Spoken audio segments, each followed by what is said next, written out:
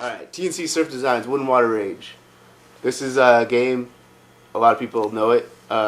Everyone loves the skateboarding part, but the surfing part, like, I still to this day don't really know how to do it correctly. So I just do the skateboarding part because it's really fun. You just basically you just basically try to stay away from all the obstacles, don't hit them, just avoid them all. But I liked it a lot. I always played it as Thriller the Gorilla. And he has a sequel a lot of people don't know about, and I covered this in my video response to Pete as well, Underrated Games. Check out my other video. I go on a little bit about this game, Thriller Safari. Somebody who steals your girlfriend, of course. Every Nintendo game has that plot. And you gotta find him, you gotta find her, and it's basically just skateboarding really fast. Here's something I didn't mention in the video that I thought about it afterward, to give a good idea what the game's about. It reminds me of the Battletoads like hover bike episode level. It's like level 2 or 3 in Battletoads, where it's just like really fast paced and you're just trying to not hit the walls and stuff. That's what this is, but not as freakishly difficult as that level, and a lot more fun because it's not freakishly difficult. And there's other things you can get and other power ups, and other things to avoid. And there's more moving and stuff. But basically, you surf through a river in the jungle, or you skateboard through the paths of the jungle in each level. It's really fun. Other sports games, we got wrestling games. WrestleMania Challenge. I loved wrestling when I was a kid. Played this game a lot. We got some awesome people on here. Big Boss Man, Hulk Hogan, Ultimate Warrior there, Andre the Giant, and Macho Man Randy Savage. Oh yeah!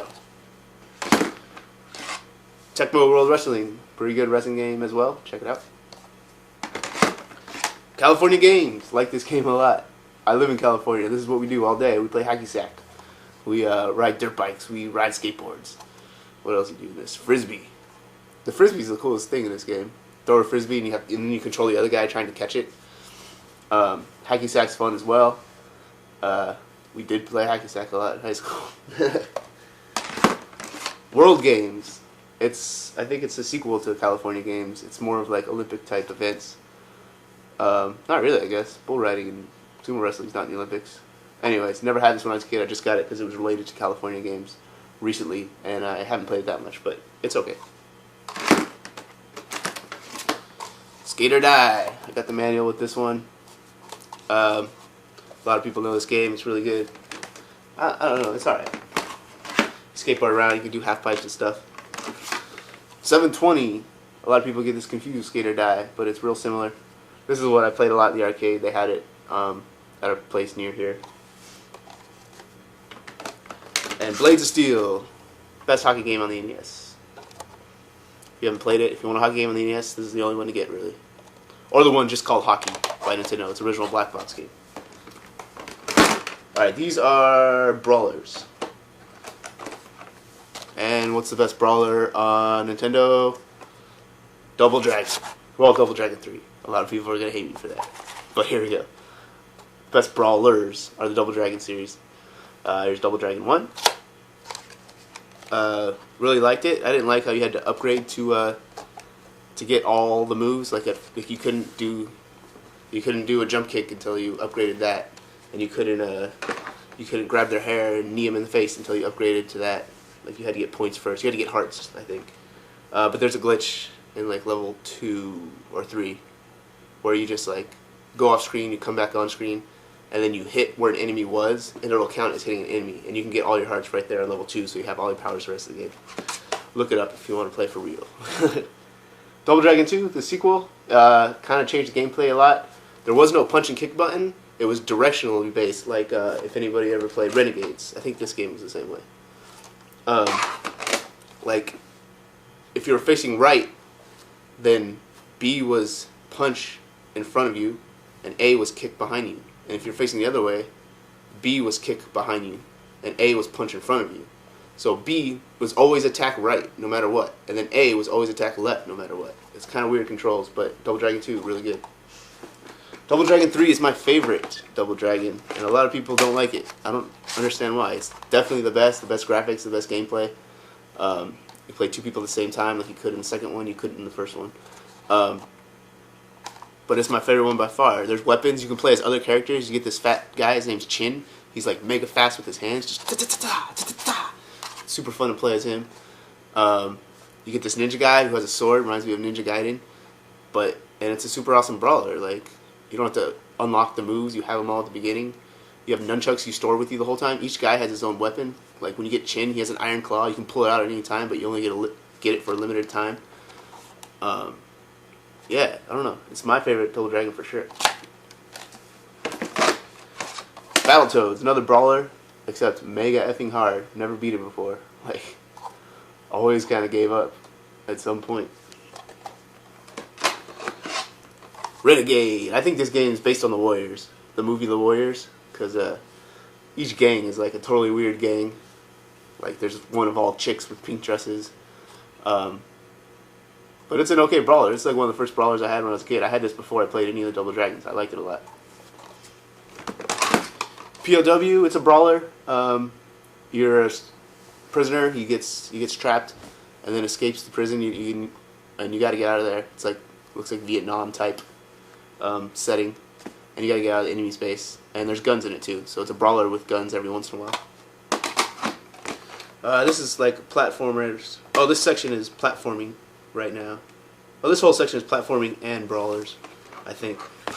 It's really loose how I have this crap organized. But here we go. This game everyone knows and loves. It is Ninja Gaiden. Best, I don't know. What do you say about this game? Side-scrolling, mega hard jumping. It's really hard to jump on platforms when there's already a bad guy on it. You have to time it just right, or use your items a lot. Throw something at him. Do whatever you can. But definitely one of the best platformers on the NES. Fond memories of this game. And it had sequels. Ninja Gaiden 2. They added like a shadow kind of thing in this. When you can get an upgrade where you have a shadow guy that follows you and does everything you do. So when you jump and attack, he jumps and attacks, so you can hit people that you couldn't reach. It's kind of cool. Added climbing, so you don't just stick on a wall and jump off to get to higher places. You can stick on a wall and climb up and down whatever surface you're connected to. I don't know, they added a few things, but pretty much the same game. Graphics are really similar, and it's a great game, just like the other one. Ninja Gaiden 3, a lot of people don't like as much. I don't either, and I don't even own it. I have played it, but it's my least favorite of the series, but I do not have that. But Ninja Gaiden 1 and 2 I do. Alright, Joe and Mac. This is on the SNES as well. It's a platformer. It reminds me a lot of Adventure Island, which I have as well. We'll get into it. You just throw stuff at bad guys. You fight dinosaurs. Each boss is like a huge dinosaur of some sort. Really good game. Barely remember it as a kid. Somebody I knew had it. Adventure Island. Really loved this game. Had a weird kind of game mechanic to it. You have a life bar. It's not really a life bar because one hit kills you from anything. But there is a bar that's kind of like a timer that's constantly going down, and there's food scattered throughout the level. And as you're going through the level, you have to constantly get the food. So it's fast paced. Like, you can't just take your time. Like, how do I navigate this platform? You have to keep going because you have to keep getting a banana or getting a strawberry, or else your life is going to go down. It's really hard, and there was no way to continue unless you find the Hudson Bee, which is like, Hudson is the people that made this, and you can find that bee in the end of the first level. It's on the very last platform. You jump on it and you go all the way to the left instead of exiting the level, and then jump, and then a hidden egg will come out. Crack that egg open, you'll find the Hudson Bee. And then once you have the Hudson Bee, every time you die, you hold right and hit start when you go to start the game again, and you'll continue from where you left off.